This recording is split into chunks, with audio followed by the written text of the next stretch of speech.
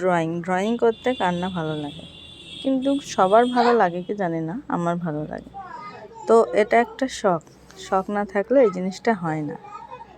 মানে সবারই শখ থাকে, কেউ ভাবে হয়তো আমি নাচের দিক থেকে হবো, আমি নাচ শিখবো বা নাচ করব, কেউ বলে গান করব, আর যারা বলে ড্রয়িং করব তারা ড্রয়িং। আমি যেমন ড্রয়িংয়ের প্রতি আগ্রহ ছিলাম ছোট থেকে, তো আজকে আমি এই জায়গায় পৌঁছাতে পেরেছি। তো এটা কি করছি বলো তো, এটা একটা মোমবাতি। আমার ড্রয়িং ক্লাস চলছিল, তো তখন এটা বাচ্চাদের জন্য একটা মোমবাতি আঁকিয়ে রং করতে হয় কেমনভাবে তাই দেখিয়ে দিচ্ছি।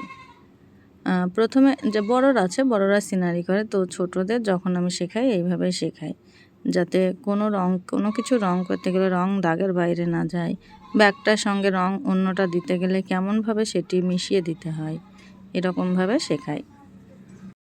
আমি সবসময় চেষ্টা করি যে আমার স্টুডেন্টরা বা আমার ছেলেমেয়েরা বেটারভাবে শিখুক, যেখানেই যাক কোথাও যেন কম্পিটিশনে না হেরে আসে, সব জায়গাতেই ওরা যেন জিতে আসে।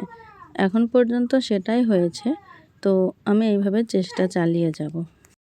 তো তোমরাই বলো আমি কেমন করছি এগুলো, বা যেটা বললাম সেটাই, কিন্তু আমি কি ঠিক করছি কমেন্ট করে বলো।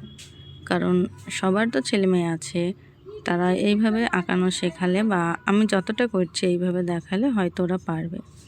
বিশেষ করে প্রাইভেট স্কুলগুলোতে, আর সব স্কুলে এখন ড্রয়িং সিস্টেম চলে এসেছে। তো এই ছবিটা কেমন হয়েছে দেখো, এই ছবিটা এর জন্য।